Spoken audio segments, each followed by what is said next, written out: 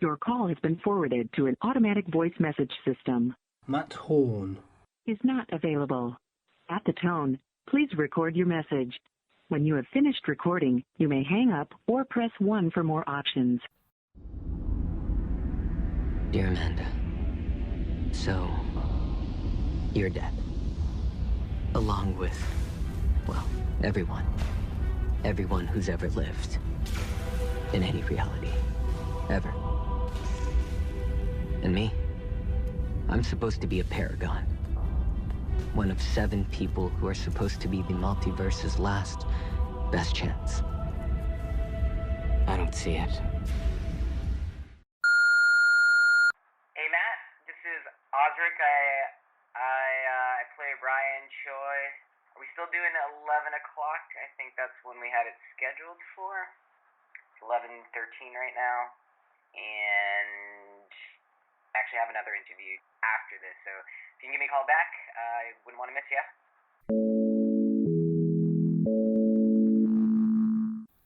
On the line, we have Osric Chau talking to us from where are you talking to us from, Osric? I'm talking to you from Burbank, California. But you are Canadian, I hear. Yeah, I'm very Canadian, from Vancouver, Canada. Everybody who's Canadian gets to have this question. Vancouver, Toronto and Montreal, which is the best Canadian city? I mean, there's so many different things to consider. Personally, I love Montreal, the culture, and so many things. I think weather-wise, well, actually, until this year, weather-wise was always Vancouver. It was the most mildly temperate place. Food's great in all 3 cities. That's really tough. I think Montreal, just because the grass is greener on the other side, and I'm from Vancouver. And then Vancouver, and then Toronto, though I love Toronto as well. It's really hard. Favorites are hard. This was a terrible question. Why did I do this interview?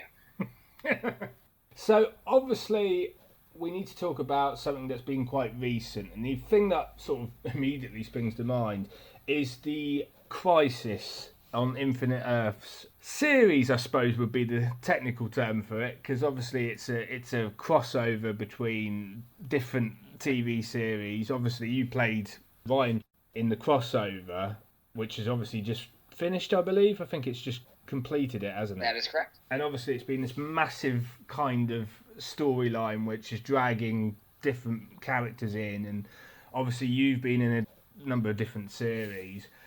What was it like working on that series? It's a massive, massive project to be part of. Yeah, I think anytime you're part of something so monumental and so large in scale in terms of, I mean, everything, especially ambition and what they're trying to do, it's such an exciting thing to be part of. Like, everyone knew how this was going to, like, blow up. Like, everyone knew how big this was. And that was something that's just really cool to be part of. Sometimes you anticipate something and it doesn't turn out to be that way, but this, like, you just know. It was crazy. To some extent, being the new guy on set on this was, I mean, 1, it was overwhelming, but 2, it was kind of nice because everyone else was overwhelmed at the same time, because it was crazy all around for everyone. And so everyone had to kind of be in a new kind of a place, even though it's their own show. I felt really comfortable slotting into this whole thing. It's like, okay, everyone's having, you know, a slightly harder time than normal, and I'm like, and I'm there with you guys. You've had this sort of minor character so far, and then obviously it's boomed into this massive puzzle almost in a sense. Do they tell you ahead as to what's coming, if that makes sense, or is it something that they go, oh, by the way, you're going to be back in again? Haven't told me anything. I mean, I have hopes that they will at some point breach the subject with me, but I feel like it's one of those things. Even if they do, I can't talk about it really or tell you about it. It'd be nicer if it was a surprise. And so even if I'm saying what I'm saying now, you might not even believe me if that's the case. So you could be an electron, maybe, Osric, or a nucleus, maybe, or maybe a neutron, yeah. Yeah, or you know, something beginning with A. I have all the comics. I mean, I'm just doing a reread of it all, and we'll see what happens. I don't know. This I can say definitively, I don't know. I hope the writers are thinking about it. I hope the showrunners are considering it. Because, I mean, obviously, this is the thing which I kind of have to be careful on, is the fact that obviously the comics are legendary. I mean, this is going back longer than my age, I tell you that. And the thing that sort of always sort of surprises me is the different ways they go as writers. They don't necessarily follow it, but they do try and balance it so it sort of exists. Yeah. Well, what they have so far is, I mean, it kind of really fits in with the lore. So the fact that, I mean, Ryan Choi is the one that created Flash's latest suit. They put that in last season of Flash. You know, he's at least in intellectual equal in this group.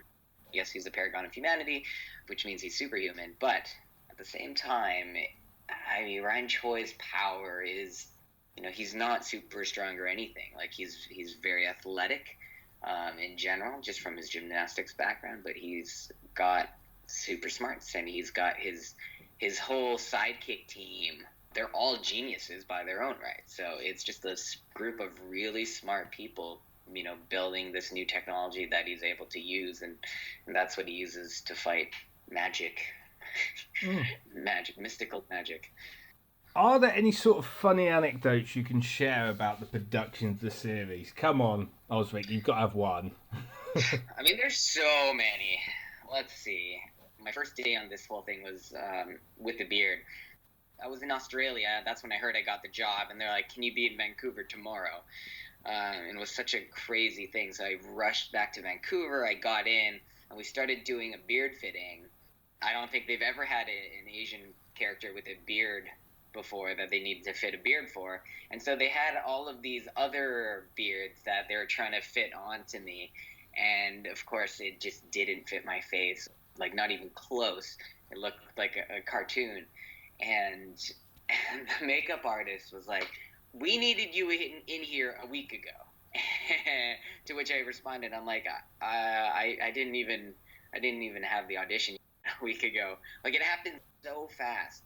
Flew in, they did like 2 days straight where they're just like working on this beard, and they had to piece together 4 different pieces. And, you know, within like 3-4 days of hearing that I got the job, I was already on set. Like, it was such a whirlwind of a thing. But everyone managed to pull it off. And so, like, that was kind of what it felt like the entire time with every department. Like, everyone just had to pull their weight and then some. It was pretty crazy. Like, most of the actors had a stunt double, a photo double, and an acting double so that they could be shooting 2-3 different shows at the same time. Like, how crazy is that? But Ryan Choi doesn't have one. Thankfully, Ryan Choi was not in it as much that he needed that, so I was able to do most of the things myself, which is great. But he did have a really good stunt double. His name's Steve. Well, I obviously am talking quite a lot to Canadian actors, and specifically motion capture people and voiceover artists. And one of the things that keeps obviously coming up is the subject of cons and cosplay and fan art, which obviously everybody knows about. Have you had any of those? I think 2013 was my first one as a guest, but I've been going to cons for myself since I was in high school. I used to go to Emerald City Comic Con back when it was like, you know, maybe 100 people in a tiny room. So it was a very different time back then. That same con is now over 70,000 people. And through Supernatural, I've been, you know, lucky enough to travel all over the world for all these different conventions. I was in Australia for a convention before I got the job, and then I had to rush off and miss it. So these things happen. It's awesome. I think it's a great way to really connect with the fan base. And as an actor, most of the time, if you're not on stage, you never really hear any feedback at all. So to be able to kind of get that in person is an incredible experience. Have you seen anyone cosplay Ryan yet? I presume there must be some people. I don't know. What do you even do cosplaying as Ryan? No, not yet, but I hope so.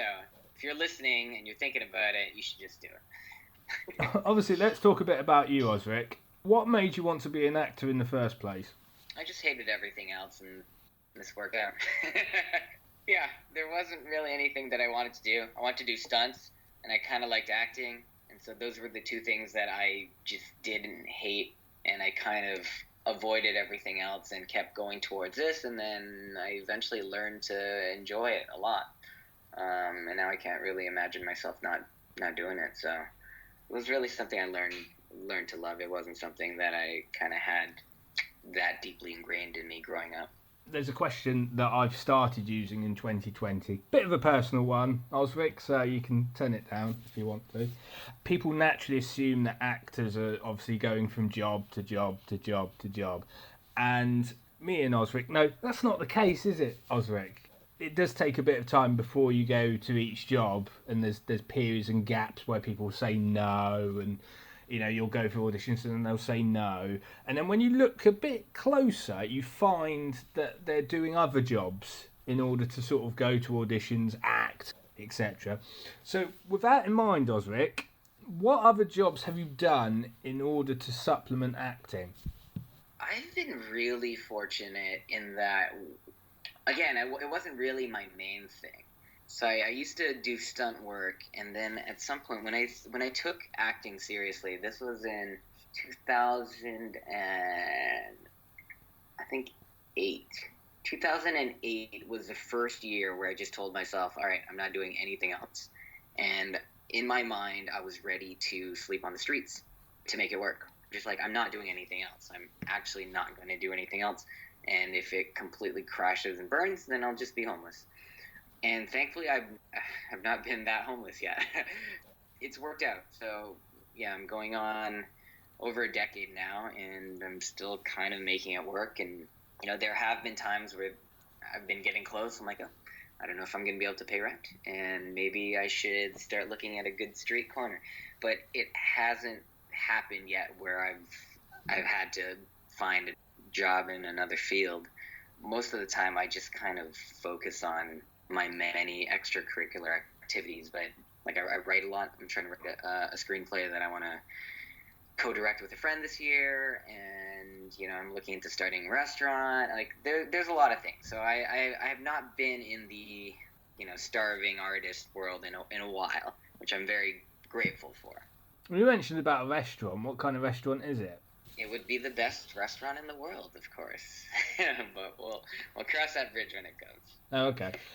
In terms of like stunt work, because obviously you did mention stunts, what's the best stunt that you've done, and what's the worst injury that you've got out of doing it?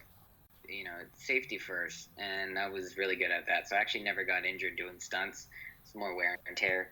My favorite stunt, I never did the big stunts. I was always more choreography based, and my first big action role actually was this miniseries I shot in China, and I was the lead on it, so I got to do most of the action scenes. But it was this big long battlefield sequence where I'm running across this battlefield and I fight 6 dudes on the way to fighting this other dude, and we end up like wrestling in the mud, and then I kill him with a rock, and it's a super bloody mess.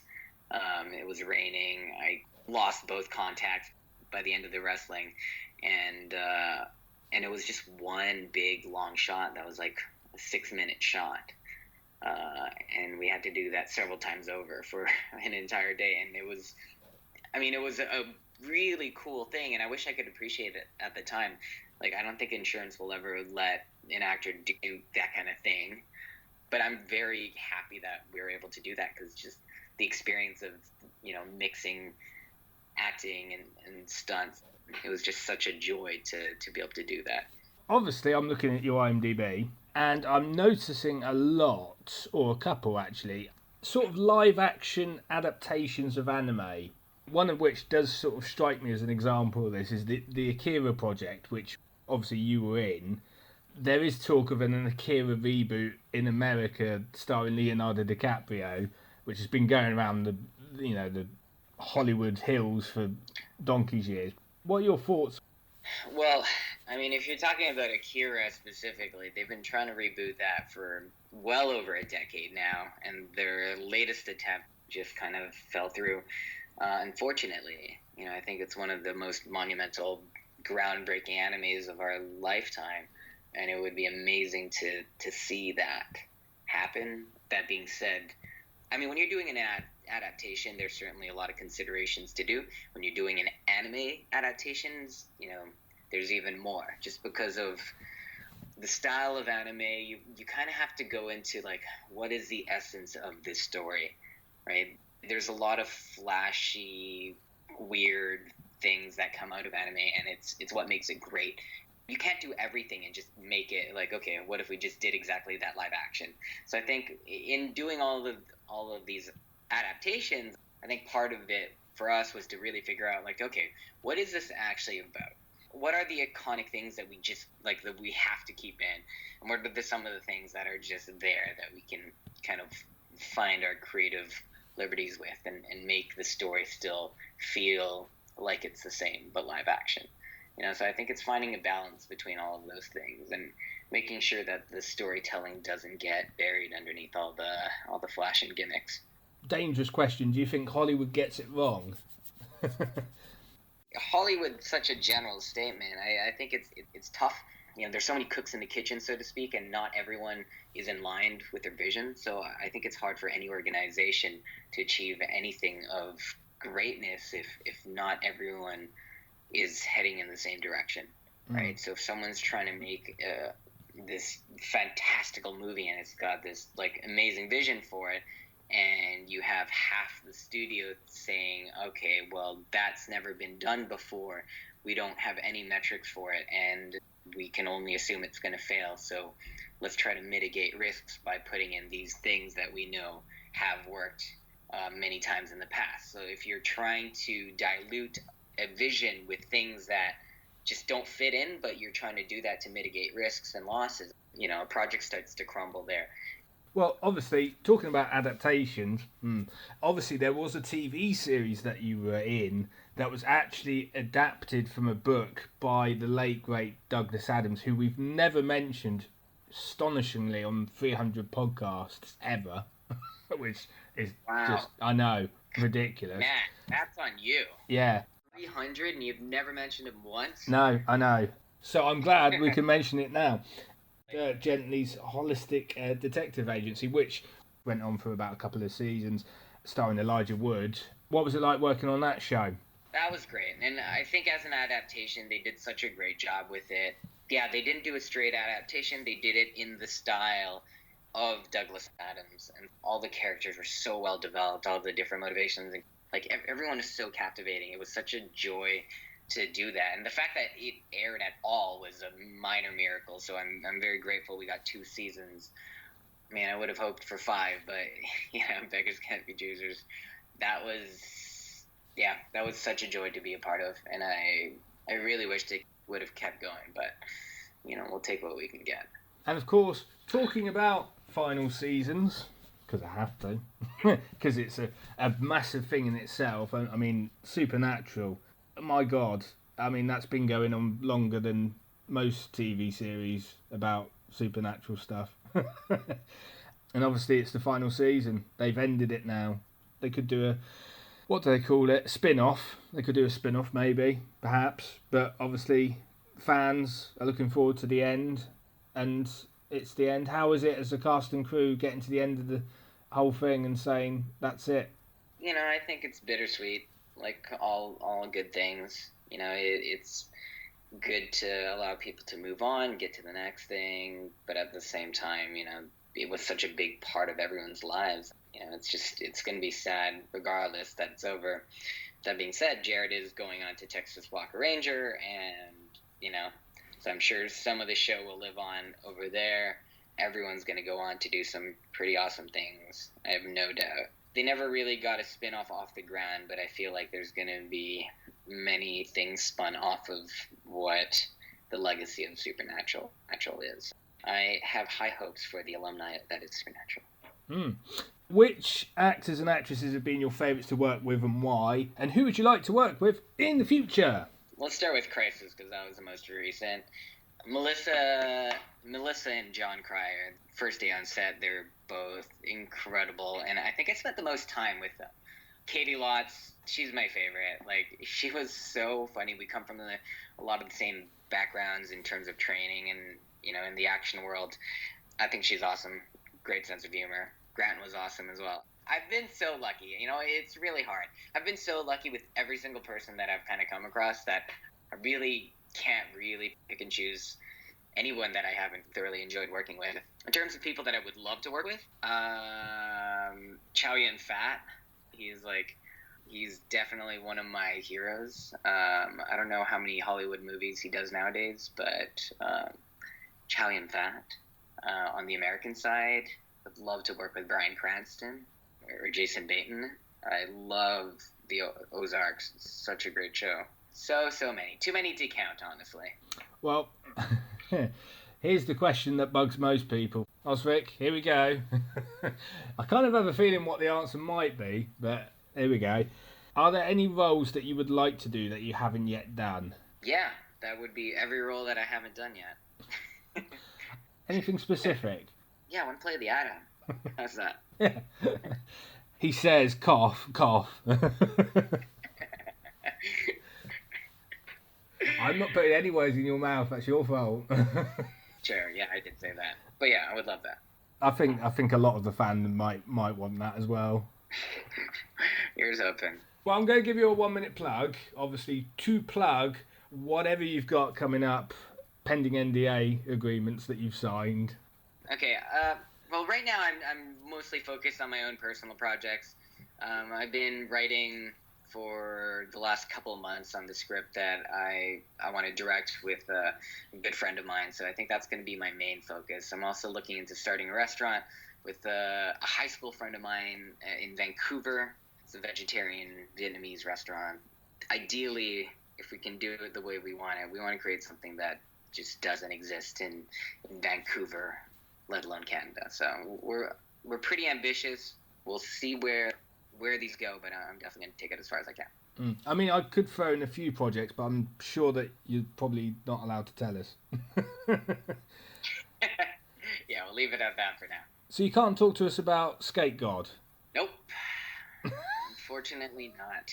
They'll come out. I'm sure we'll do releases, and there'll be things that come out that my publicist will push. But until then, let's just go watch Crisis again. There's so much in there that I need to catch all the Easter eggs. I think to end on the final note, Osric, I think the highlight for me was Tom Welling coming back. That was your high? No, the high was when Ezra Miller came in and we had the Flash moment. That was incredible. That's something that Marvel would never do. I feel like the logistics and the politics involved in making that happen was beyond anything that anyone expected. So, I mean, they did so many things in terms of what they were trying to do, but I feel like that was like the peak of their ambition, and I'm so surprised that they pulled it off. Like, that was a series of miracles to make that happen. The cameos were a lot of miracles, I think. I think anyone could agree with that. Yes, all the cameos were, but that was the cameo beyond cameos. Legally speaking, that was the hardest thing to do. And on that bombshell, Osric, it's the end of the interview. Yep, obviously we'll have to get you back at some point. All right, man, it was great talking to you. Okay, thanks very much, Osric. All right, you take care. Bye-bye now. Bye-bye.